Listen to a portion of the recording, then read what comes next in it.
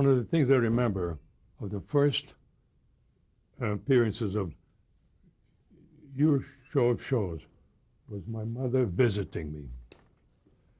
I may have told you, my mother was the type who couldn't imagine that her son could have done so well. I mean, she's just a Ukrainian lady, whatever, no background. So I invite my mother. We're sitting there in the audience, live, watching one of the earlier show of shows, and there's a big laugh. And I say, I wrote that joke. She says, what a clever guy, what a handsome-looking guy. How he can tell a joke. Next time, there's a sketch, double talk sketch. I turned to my mother and said, I worked on that. And he talks all those languages. There's no limit to his talent. My God, what a talent. Later, Sid is dancing and singing a song which I wrote. I say, Mom, I wrote this song. And he can sing. There's no limit. Now, I go backstage to Sid. I went back every night after the show to say good show or whatever. And I told him the story about my mother, and he says, my mother was just here. When I asked her, how did you like the show? She said, you must have some writers. Now, there's a topper to that. As I walked out, a young lady says, you know, something like that happened to me. I had a show, I did it, wrote it, stars, got good reviews. Come to my mother and bring her the script, and they say, Ma, I did it. And the mother said, you typed all this yourself? That's an amazing topic. Okay, now at this point, you start to get some additional writers into the mix. Oh, yes. Okay. Okay, who was there? All right, that's a section. It's interesting. I think the first was Mel Brooks. Well, actually, before we get to Mel, I don't think we've really covered Lucille. Oh, Lucille, okay. Tell us more about Lucille. Okay. Lucille is Canadian-born, fine pianist, good composer, and a lot can be explained about Lucille, to jump around a little bit, is that when the show ended and the Max, Sid, and Cook had 3 different shows, she, among other things, wrote 6 detective stories with a woman detective in it, so that she's a fine novelist. Lucille and I wrote a play together called Maybe Tuesday. Didn't last long, but it's still playing around here and there, and then the book is still being sold. We also wrote together songs for a Hartman review, Paul Hartman, which also did a few very good songs. So she's done well, and she's a grandmother, I think, 4 times now. We keep in touch. And she did not get too much credit in the world, There are names so much bigger, so that Lucille kind of gets lost in it. But she told me that how difficult, I saw how difficult it was to work in that room for a woman. First of all, there was no censorship of words, so people talked dirty. It's perfectly okay. We also smoked. And she had to be there with the dirty line, with the smoking, with the men sometimes unbuttoning their belts because they just had a big meal or something. And she lived through that. Great person. Was there any conflict between having the wife at home and the female writing partner at work? Was there jealousy with your wife over how close you were with your writing partner? You might ask her, she's here. I don't think so. No, there wasn't. There were times when we were writing the play or something that we spent a lot of time this summer together. My wife was around, so I don't think it was a serious problem or really a problem. Okay, so who else was in that writing room now? Now we're still on Show of Shows. Yes. Well, let's give you a list and then we can stop any time. Mel Brooks is a story of his own. Okay. Joe Stein, Fiddler on the Roof, little thing like that. I think that's the truly immortal piece coming out of that room, you know. Aaron Rubin, who since then wrote shows which are still make sense. They're very, very good. Was Aaron on Show of Shows too? Or just yes, Caesar's towards the end. I think he was a part of that too. I may be wrong, but he was in one of them. I think he was.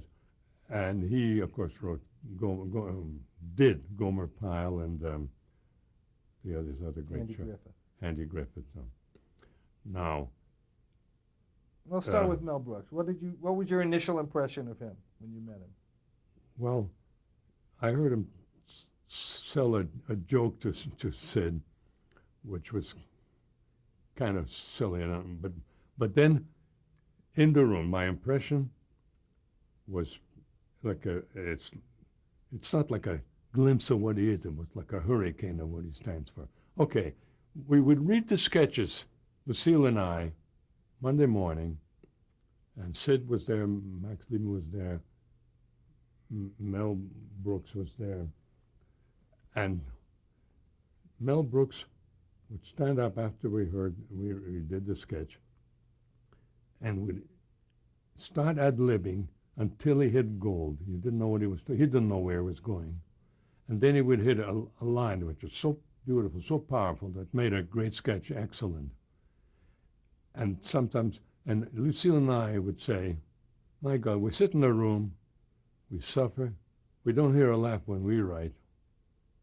We don't know what's going to be. Mel opens his mouth, has one line in the show, and there screams and applause, and there was a touch of envy. But Mel told me very often, or told me that he absolutely understood the position, that he can only comment on something that we write. If we didn't write, he'd have nothing to say. Literally, he said that to me. But then the point was, he always, to him, he had to have a laugh. He'd walk in with a joke, hoping to get a laugh. Because to him, a laugh is like a pat in the back, love.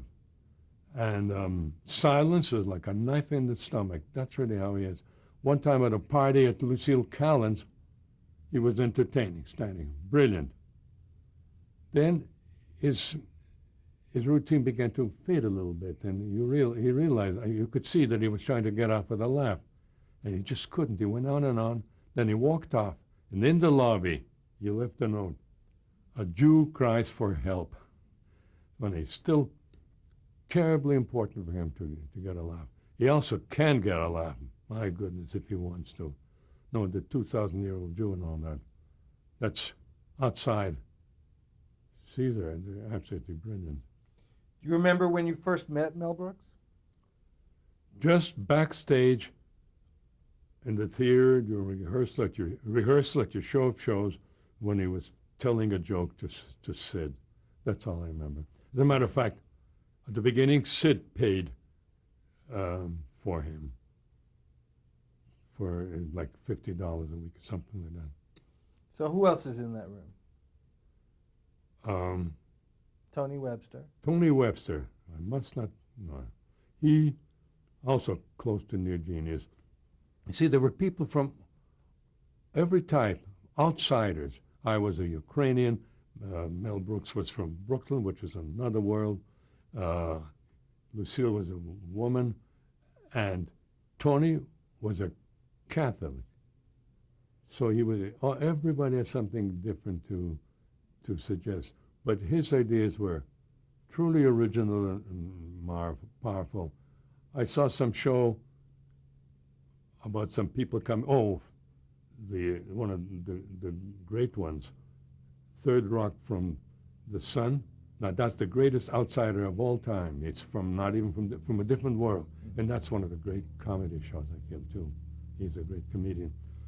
And so that And Tony Webster had an idea like that. Two people coming down to study the world from outside. Now remember that he doesn't know what's happening. At one point, somebody uh, picks up a cocktail and starts going for his mouth, and Sid takes the cocktail and eats it. Mm-hmm. An example of not knowing what this world is about. What kind of man was Tony Webster? I'm sorry, whom? What kind of man was Tony Webster? Describe him. Well, it was brilliant. He was also very he had a bitter look in the world. He wrote a play, which ran for a little while, in which a line was about the Ten Commandments, how, how difficult they are to obey. And then he added a great line. Now, if there were the 10 suggestions, that's, to me, really a different look at the world, and he was quite marvelous. Then he went on. He did good things later.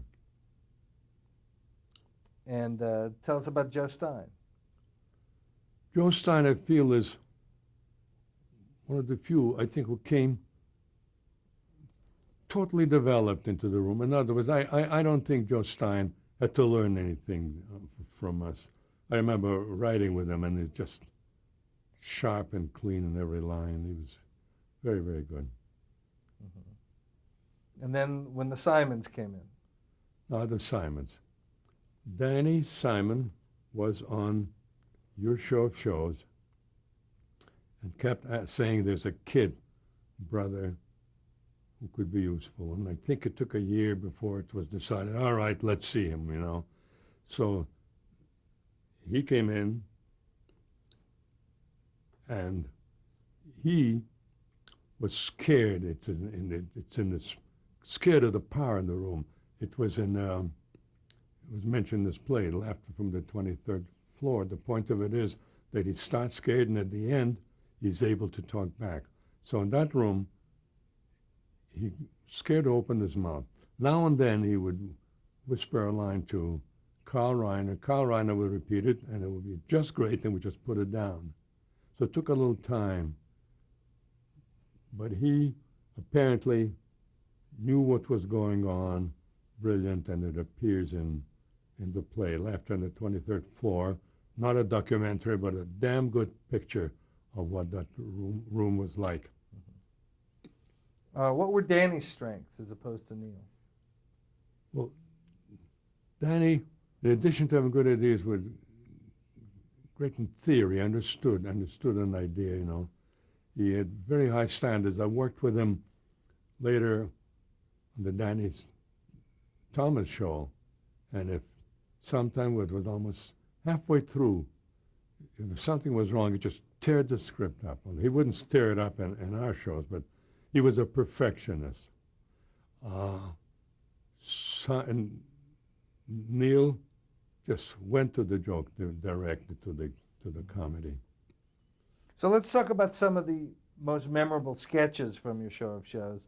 Let's start with The Professor. How was that created? It began, I think, just as an interview. But let me tell you, a good way of doing this is to go to every form and jokes about them. So you really hear the actual jokes. Now, every show began with the domestic sketch Sid and Tolkin played. And that was based on life, a hell of a lot. It was based on the little quarrels my wife and I had, little problems, and we exaggerated actually to make it funny. And so that always worked. And there I learned that why should somebody interest because I had a little minor problem with Edith over something about guests or something. Then I discovered a great truth for me. What bugs you bugs the world. Identification. The little things with just people is as important as anything else, and that's where the true humor. So those were the Hickenloopers? The Hickenloopers changed their name now and then. That's right. So that was that. I was said once as a joke that if our marriage was perfect, there wouldn't have been any shows. Now, the German Professor. I don't remember how it started, but let me give you some of the examples. I remember Sid, myself, and Mel were together at that time working on the show, and the idea was the world's greatest um, engineer. They were all phonies, and he was a phony. He played a phony. So at one point we said, somebody asked him, what was the most powerful engineering feat you ever performed? He said, straightening out the Tower of Pisa. Oh? How did you do it? Well, first we took powerful ropes. One end we strung around the top of the Pisa, and the other end around the hump of 9,000 camels. And the question was, did you straighten out the Tower of Pisa? No, but we straightened out the camel's humps. So it's a marvelous picture. That's an example. Now, movies. There, we made fun of everything, beginning even with the introduction. You know, this movie is dedicated to so-and-so. We did one, this movie is dedicated to the armed forces, without whose sacrifices this would have been in Japanese. That's an example. Acting is the easiest thing in the world to satirize everybody. He did Milton, he did Marlon Brando and so on very well. Then I did tell you about the cliches about the taxi driver. Right. More about movies. For instance, the music. It went so loud sometimes. When finally Sid wanted to talk, that's in the movie, and the movie's so loud, he just cuts it off. In other words, we say, where's that movie going? Let the man talk, is one of the examples of the things we satirize in movies. Then Westerns, Shane, we did. Anyway, I think you have enough examples of that. No, let's go into it. I mean, there was From Here to Obscurity. Okay. From Here to Obscurity, thanks for this is the biggest example. This is something, the way I put some of the explanation of humor is that satire is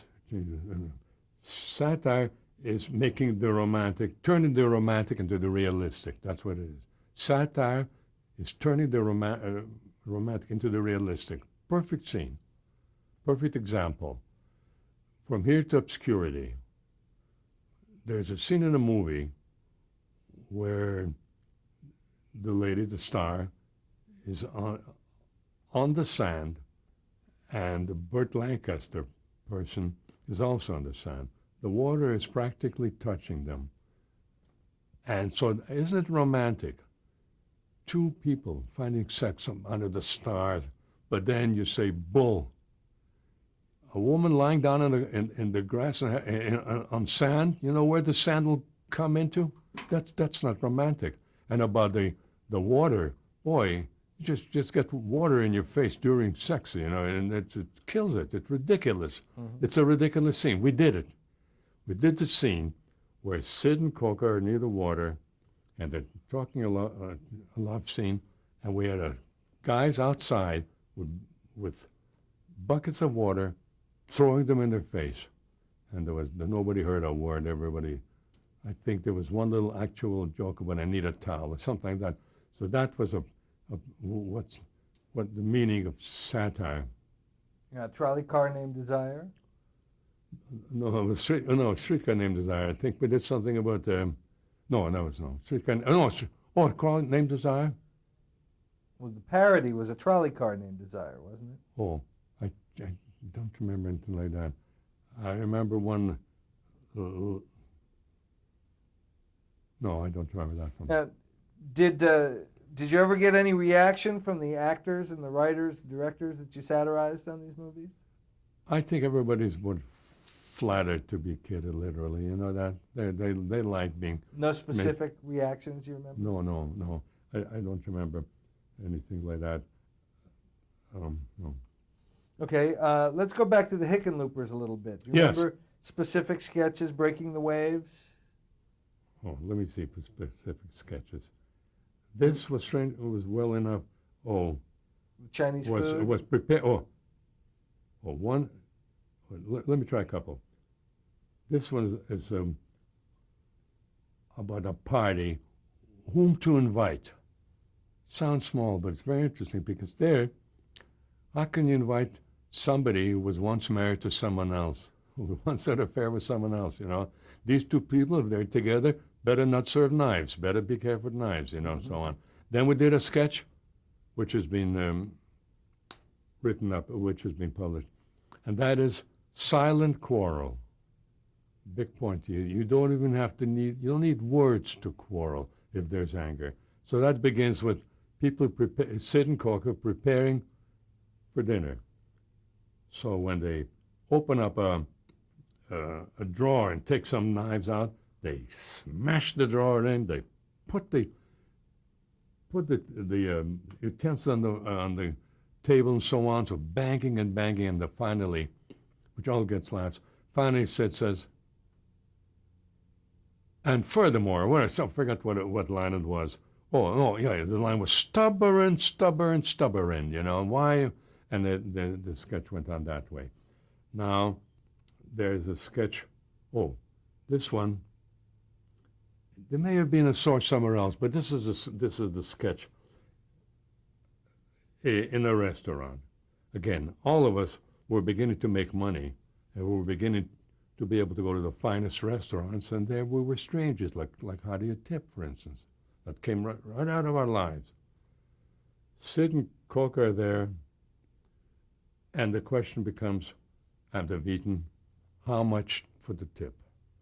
So they say, well, there's a tablecloth, there's 10%, there's 2%, there's 8 cents for the tip. She says, no, wrong, completely wrong.